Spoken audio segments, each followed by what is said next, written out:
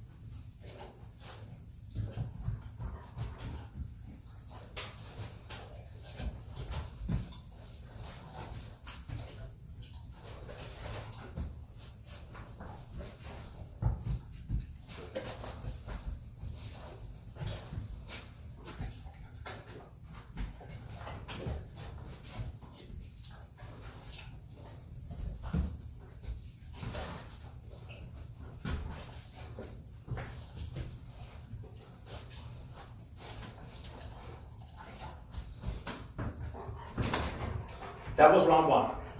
So I touch him, I give him a piece of food. Touch food, touch food, touch food, touch food. Now, I do this also standing in different locations and using both hands. So I touch the collar from the top, I touch the collar from the side, from the bottom. I do it standing sideways to one way, sideways to the other, dog behind me, dog in front of me, doesn't matter. Different places. My dog should understand that the collar, the touch of the collar, should not be related to a specific body position.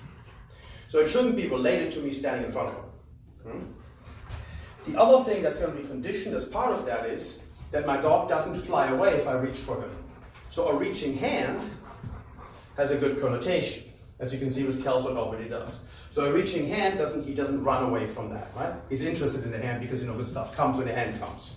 So if I call my dog in a recall situation in the field later on, for example, and I reach for him and he takes off, it's going to counterproductive. So I want to be able to grab him and hold him in that moment. And that's obviously now getting a dog recalled first, but I'm talking about the act of then controlling him when he comes. So if my hand is something he shies away from, I can't work with that. Huh? So that was the touch. Now, next thing is I'm going to touch and grab.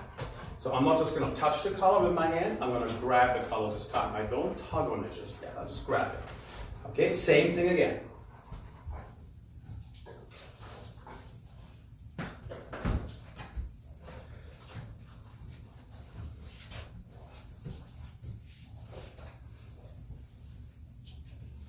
A little bit more hesitant. If your dog turns towards the hand when you do it, just stop for a moment and then continue.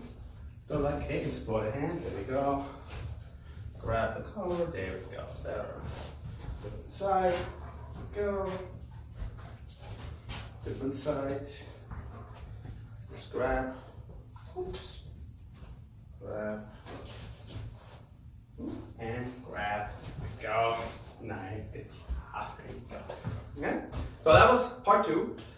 Now part 3, I grab and I tug. Very light. Again, bump. Wait.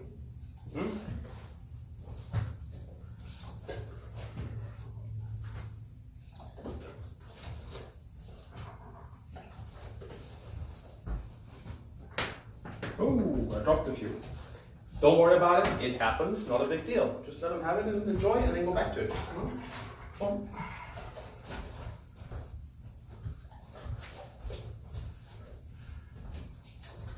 Okay, part 4. So in part 4, we're going to do this now on leash.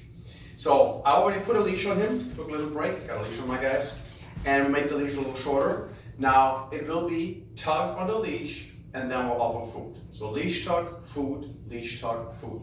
Again, we want to do it from different sides, different angles. He should be in different places, I should be in different places. And that's the 4th round. This is really what we're after. This is what we wanted to get to. All the other things which is build up, this is what we really want to do. This exercise, we want to do a lot. I'll get back to it after we're done. Okay? So let's get started. Castle. How are we doing, buddy? Okay? Ready, buddy? You are ready, aren't you? Boom.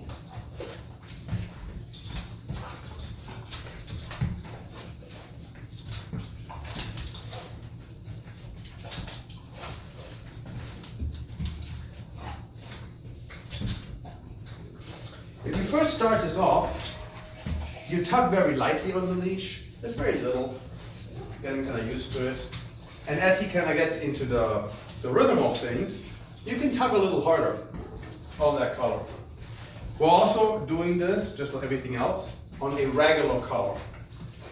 There's a very different experience in a pro and control collar, as I mentioned earlier. So to really get the collar response we're after, we have to do it on a regular collar. And I like the wide ones, so this is a 2-inch wide collar. Change a little bit direction. Boom. Angles.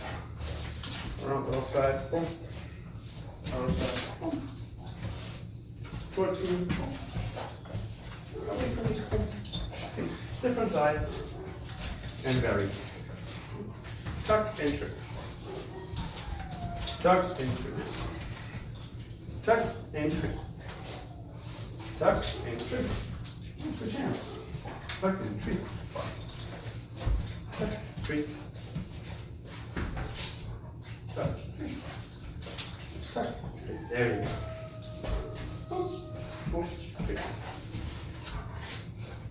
Enough. Enough. Okay. So that was part 4, tugging on the leash and then offering food. So as I said, this is the part we really wanted to get to. This is what we want to do a lot of. This is the part that should be classic condition. Classic condition means that it's a reflexive response. When I tug on that leash, or when my dog tugs on that leash and feels the collar, the reflexive response should be, yep, looking back at me, looking forward, paying attention to me, versus I'm gonna keep going because that's where I wanna go. That's the starting point, right? We talked about opposition reflex earlier. So I want my dog, when he feels the collar, to look back at me. And to make that happen, I need a reflexive response, a response my dog does not think about.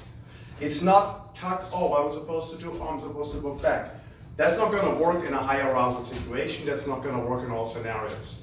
To make the collar tug really, really well, work well, it has to be reflexive, or as it's called, classic conditioned. Now, the general rule of thumb is that it takes about 500 to 600 really good executions of something to get to the classic condition response. 10-20 times you do something with your dog, generally speaking now, your dog doesn't really know what you're doing, and it's just going along because it's fun. 20 to 30 times he starts to catch on. 30 to 40 times, he kind of gets it. By 50, dogs have it. Some dogs sooner, but by 50 repetitions, dogs understand what you're doing.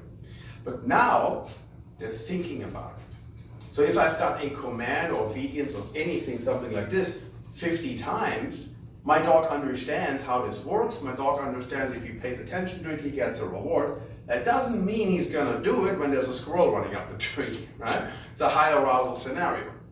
And that's basically what operant conditioning is. Operant conditioning. My dog understands. He understands the actions of consequences. He understands the consequence of looking back as getting a treat, and going after the squirrel leads to maybe catching the squirrel or maybe being stopped. Right? But he understands the consequences. He makes a choice. He thinks about it. That's what operant conditioning is. We're trying to get the classic conditioning. So after 500-600 repetitions, my dog stops thinking about it. It becomes a reflexive response where he feels the touch and boom, he looks back. And that's the goal. That's what we're after. So practice, practice, practice, repeat, repeat, repeat, keep going. You can do it indoors, outdoors. In the beginning, start in the house and then add more distractions in, just like you do with anything else you're doing. And just keep going until you have the response from your dog. 500-600 is the rule of thumb. Some dogs need more. Some dogs have it a little sooner. Guess what? What are you doing? He's looking himself in the mirror. And there's a mirror behind us. So he's like fascinated by this, right? So you want to get to 500-600 definitely. And then maybe you need more. Depends on your dog. I'm pretty sure with Kelso I need a little bit more than that. But don't even start testing really until you've gotten to the 500 count. There's a couple of other videos on my YouTube channel where you see me do it with him. And you can get easily 100 of those in a 10-minute session. That's not a problem at all, maybe even 5 minutes. So it's tuck food, tuck food, tuck food, tuck food, tuck food. Sorry, very easy tuck food to accomplish 100 reps in a short amount of time. So within a week or two, you can get to the classic condition response. Okay? I hope that makes sense. Have fun practicing, and we're looking forward to seeing the videos. Bye. Yes, sir. Good, buddy. Good job. Good job. Did you help? Huh? You help well? You help well. Good job. I know you do well. You do well. Good boy.